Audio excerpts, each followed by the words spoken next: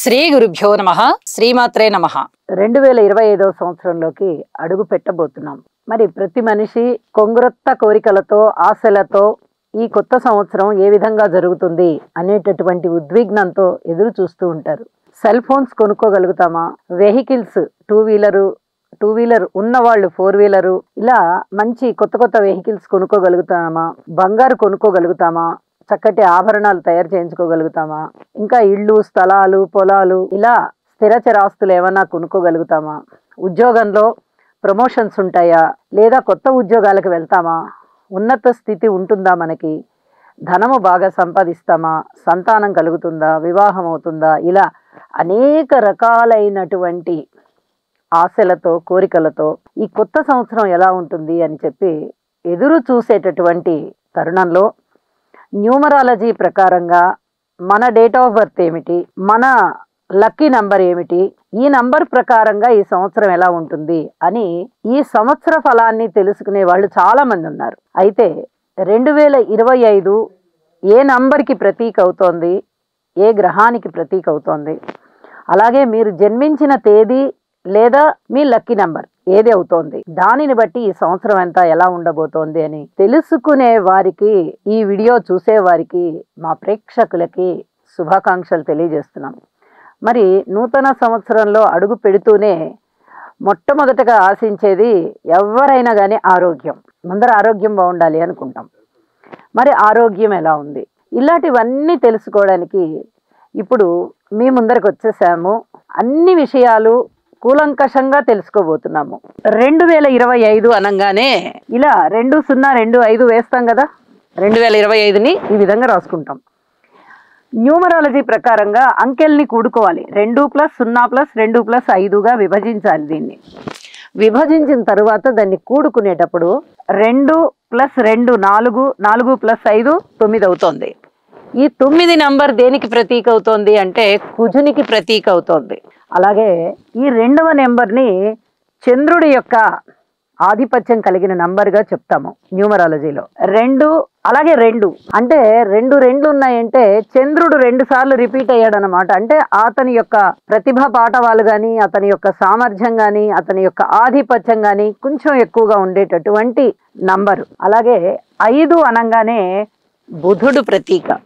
మరి ఈ నంబర్లు ఈ 2, 2, 5 కలిస్తే వచ్చే 9 కుజునికి ప్రతీక అవుతోంది.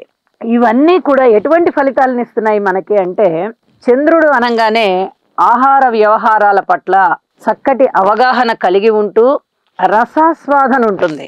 చంద్రుడి యొక్క 15 కళలు ఎలా వృద్ధి చెందుతాయో, అమావాస్య నుంచి పౌర్ణమి వరకు వృద్ధి చంద్రుడు, అలాగే పౌర్ణమి నుంచి తిరిగి అమావాస్య వరకు క్షీణచంద్రుడు. ఈ పౌర్ణమి వరకు కలిగినటువంటి వృద్ధి చంద్రుడి యొక్క కళలని మనము ముఖ్యంగా దృష్టిలో పెట్టుకోవాలి. ఎందువల్ల అంటే ఇవే కళలు కాస్త తగ్గుతాయి కృష్ణపక్షంలో. పౌర్ణమి నుంచి అమావాస్య వరకు కొంచెం తగ్గుతాయి అన్నమాట. అయితే అమావాస్య నుంచి మళ్ళీ పౌర్ణమి వరకు వృద్ధి చంద్రుడు కాబట్టి ఆ కళలని ప్రధానంగా చెప్పుకుంటాం అన్నమాట. ఈ కళలన్నీ కూడా చంద్రుని యొక్క అధీనంలో ఉంటాయి, అలాగే శుక్రుని యొక్క అధీనంలో కూడా ఉంటాయి.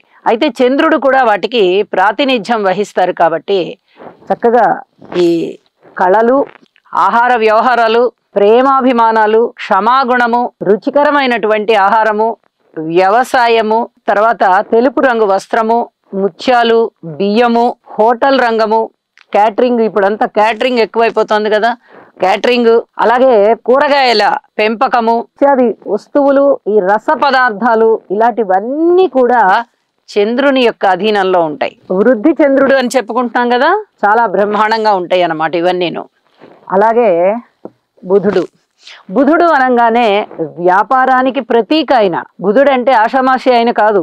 మాట తూచినట్టు మాట్లాడాలన్నా, ఒక వస్తువు అమ్మాలన్నా, కొనాలన్నా, ఆర్థిక రంగం అంతా కూడా ఇంచుమించుగా బుధుడి మీదే ఆధారపడి ఉంటుంది. తెలివికి ప్రతీక. ఇలాగా ఎన్నో రకాలైనటువంటి వాటికి బుధుడు ప్రతీక అవుతున్నాడు. ప్రింటింగ్ రంగము, పేపరు, అలాగే వ్యాపార వ్యవహారాలు, ఈ తూకంతో తూచేటటువంటివి, తెలివి పెట్టి ఆలోచించేవి, జ్ఞానానికి సంబంధించినవి, గురువుతో సమానమైన ఆయన బుధుడు కూడా. బుద్ధిలో బృహస్పతి అన్నట్టుగానే అదే బృహస్పతికి ధీటుగా ఉంటారు బుధుడు కూడా. బుధుడు, ఇచ్చాటి వాటన్నిటికీ కూడా గణితము అత్యద్భుతంగా వస్తుంది. గణితం వీళ్ళకి ఇవన్నీ కూడా చాలా చాలా బాగుంటాయి. మరి అటువంటి బుధుడు కూడా ఈ 2025లో ప్రధాన పాత్ర పోషిస్తున్నారు. వెరసి ఈ చంద్రుని యొక్క లక్షణాలు కానీ ఈ బుధుని యొక్క లక్షణాలు వెరసి మనకి కుజుని యొక్క లక్షణాలకి దారితీస్తున్నాయి. కుజుని లక్షణాలు ఏంటి అంటే పౌరుషము, ధైర్యము, సాహసము, ఉత్సాహము, ఒక ఉద్విగ్నతతో కూడినటువంటి సూరత్వం ఇత్యాదివన్నీ కుజుడికి ఉంటూ ఈ చంద్ర కళలు ఈ బుధుని యొక్క కళలు కూడా సమ్మిశ్రితం అవుతున్నాయి. అంటే చంద్రుడు పనిచేస్తున్నారు, అలాగే బుధుడు పనిచేస్తున్నారు, వెరసి కుజుడు కూడా పనిచేస్తున్నారంటే 3 గ్రహాల ఆధిపత్యం ఈ సంవత్సరం మీద పనిచేస్తూ ఉంది. కాబట్టి అత్యద్భుతమైన ఫలితాలు ఉంటాయి అని చెప్పి తెలియజేస్తూ, కుజుడు భూమిపుత్రుడు. చెప్పాలంటే మైథలాజికల్ గా చెప్పాలంటే కుజుడు భూమిపుత్రుడు. భూదేవికి ఎంత ఓర్పు ఉంటుందో ఈయన ఆమె కుమారుడు కాబట్టి అంత సాహసోపేతంగా అంత ఫాస్ట్ గా ఉంటాడనమాట. అంటే వెరీ స్పీడ్. ఆ స్పీడ్ కి సంబంధించి చెప్పాలంటే కుజుడిని చెప్తాం. ప్రతిదానికి ఉత్తేజపడిపోతూ ఉంటాడు. కొంచెం కోపం కూడా ఉంటుంది. ఒక్కొక్కసారి అనాలోచితంగా పనులు చేస్తాడు. రక్షణ రంగంలో ఉండే వాళ్ళకి చాలా బాగుంటుంది. అలాగే ఈ రవాణా ట్రాన్స్పోర్ట్ రంగంలో ఉండే వాళ్ళకి బాగుంటుంది. ఎలక్ట్రానిక్ రంగంలో ఉండే వాళ్ళకి బాగుంటుంది. మీడియా రంగంలో ఉండే వాళ్ళకి బాగుంటుంది. ఇలా ఎన్నో విషయాలలో కుజుని యొక్క పాత్ర అత్యద్భుతంగా ప్రజలకు ఇచ్చేస్తుంది అనమాట. అయితే ఈ సంవత్సరం ఫలితాలు ఇలా ఉంటూ ఉండగా ఇక 9వ నెంబరు ప్రతీకగా కలిగినటువంటి కుజుడు ఆధిపత్యం వహించేటటువంటి లక్కీ నంబర్ కలిగిన వారు కానీ లేదా 18, 27 ఈ డేట్స్ లో జన్మించిన వారు కానీ లేదా 9 లక్కీ నెంబర్ గా కలిగిన వారు కానీ వీరికి ఈ 2025వ సంవత్సరం ఏ విధంగా ఉండబోతోంది అని మనం ఇప్పుడు విశ్లేషణ చేసుకుంటే 2, 2, 5 అంటే చంద్రుడు 2 సార్లు రిపీట్ అవుతూ బుధునితో కలసి వెరసి 9 ప్రతీకగా ఉన్నటువంటి కుజునికి ఆధిపత్యం ఇచ్చేశారు. అంటే చంద్రకారకత్వాలు, బుధకారకత్వాలు, కుజకారకత్వాలు కూడా 2025వ సంవత్సరం సంతరించుకుంది. మరి ఈ 9వ నెంబర్న పుట్టిన వాళ్ళు, అలాగే 18వ నెంబర్ పుట్టిన వాళ్ళు, 27వ నెంబర్ పుట్టిన వాళ్ళు, ఈ 9 లక్కీ నంబర్గా కలిగిన వారు ఇత్యాది వారందరికీ కూడా 2025వ సంవత్సరం కొంచెం ఆగ్రహాన్ని తెప్పిస్తోంది. వీరికి వీరే సరిదిద్దుకుంటారు, సందేహం లేదు. ముందరే కుజుడు అనంగానే కొంచెం కోపము అని చెప్పుకుంటాం. అంటే ఆయనకి ఉగ్రత ఉంది, చక్కటి ఆలోచన కూడా ఉంది. ఒక్కొక్కసారి అనాలోచితంగా కూడా పనులు చేస్తారు, అది కూడా చెప్పుకోవాలి మనం. రక్షణ రంగం బాగుంటుంది, నేవీ రంగం బాగుంటుంది, రియల్ ఎస్టేట్ రంగం బాగుంటుంది, అలాగే ఈ జైళ్ళకి సంబంధించి అది కూడా రక్షణ రంగంలోకే వస్తుంది కాబట్టి ఆ రంగాలు బాగుంటాయి.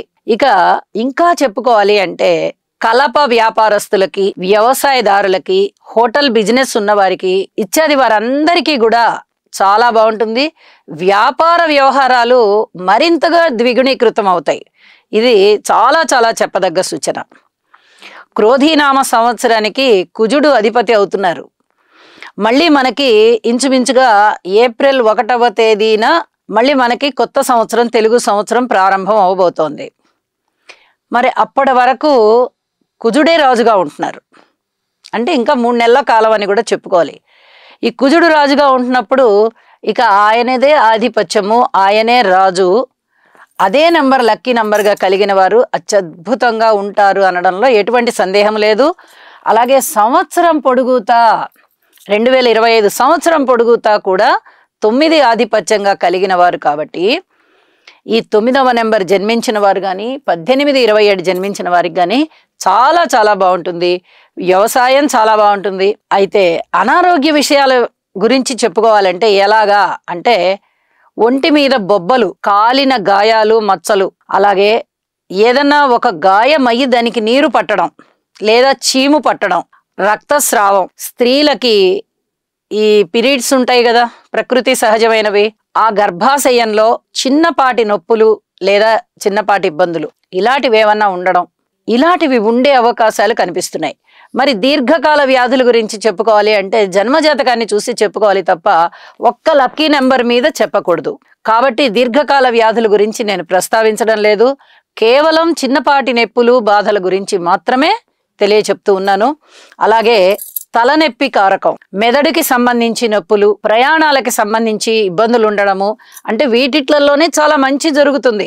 తలనొప్పులు ఉన్న వాళ్ళకి తగ్గిపోవడం, ఏదైనా జన్మజాతకంలో ఇబ్బందులు ఉన్నట్టయితే చిన్నపాటి అనారోగ్యాలు రావడము, ప్రయాణాల వల్ల ఇబ్బందులు ఇప్పటి వరకు ఉన్నట్టయితే ఆ ఇబ్బందులన్నీ తగ్గిపోయి ప్రయాణాలు చాలా అత్యద్భుతంగా ఉండడము, వాహనాల కొనుగోలు అమ్మకాలు, అలాగే వాహనాల మీద ప్రయాణాలు సెల్ఫ్ డ్రైవింగ్ అలా చేసి వెళ్ళేటప్పుడు త్రుటిలో ప్రమాదం తప్పిపోవడము, ఇలాంటివన్నీ కూడా శుభకరంగా ఉండడానికి అవకాశం ఉంది. అంటే పెద్ద ప్రమాదాలు త్రుటిలో తప్పిపోతాయి. అలాగే వాహనాల మీద సెల్ఫ్ డ్రైవింగ్ లో వెళ్ళేటప్పుడు కొన్ని జాగ్రత్తలు తీసుకుని వెళ్ళాలి. అతి వేగం అసలు ఎట్టి పరిస్థితుల్లో పనికిరాదు, మామూలుగా ఎవరికి పనికిరాదు. ఈ సంవత్సరం ఈ 9వ నెంబరు, 18వ నెంబరు, 27వ నెంబరు లక్కీ నెంబర్స్ గా కలిగిన వారు, జన్మించిన వారు ఆ డేట్స్ లో వారికి అస్సలు పనికిరాదు. ఇలాంటి జాగ్రత్తలు తీసుకోవాలన్నమాట. అలాగే ఇంకా చాలా బాగుండే అంశాలు అయితే వ్యవసాయం చాలా బాగుంటుంది. అత్యద్భుతంగా తోటలు, పూల మొక్కలు పెంచేది, కలప వ్యాపారస్తులు, కట్టెల వ్యాపారస్తులు, ఇట్లాంటి వాళ్ళందరికీ చాలా బాగుంటుంది. ఇవన్నీ కూడా చాలా చాలా చెప్పదగ్గ సూచనలు. అత్యద్భుతమైనటువంటి ఎలక్ట్రానిక్ పరికరాల వినియోగము, వాటి యొక్క ఉత్పాదన, ఎగుమతి దిగుమతి, ఇలాంటివన్నీ కూడా చాలా బాగా ఉండబోతున్నాయి. అలాగే వైన్కి సంబంధించిన ఈ సారా, లిక్కరు, ఇలాంటి బిజినెస్లకి సంబంధించినటువంటివి, ఆ వ్యాపారాలు కూడా చాలా బాగుంటాయి అని చెప్పి తెలియజేస్తూ, స్థలాలు, పొలాలు, ఇళ్ళు, ఇలాంటివన్నీ కూడా చక్కగా వృద్ధి కలిగించేటటువంటి దిశగా ఉంటాయి అని చెప్పి తెలియజేస్తూ, ఇక 18వ నెంబర్ వారి సంగతి ఆలోచిస్తే 1-8 కాంబినేషను, అంటే రవి శని గారు, వీరిద్దరి కాంబినేషన్లో కొద్దిగా పాలు వ్యతిరేకత. వారిద్దరూ కూడా తండ్రి కొడుకులే మైథలాజికల్ గా చెప్పాలంటే. అయినంత మాత్రాన మిత్రవర్గం వారు కాదు, వారిద్దరు శత్రువర్గం వారు. కాబట్టి చిన్నపాటి విభేదాలు ఉంటాయి. ఒక ఘర్షణాత్మకమైన వాతావరణం ఉంటుంది వారిద్దరి మధ్య. తండ్రి కొడుకులు కదా, తండ్రి అవునంటే కొడుకు కాదంటే అన్నట్టుగా ఉంటుందన్నమాట. ఇద్దరు ఒకే వర్గం వారైతే ఇక తండ్రి కొడుకులు ఇద్దరు ఒకటే మాట అండి అమోఘం అని చెప్పచ్చు.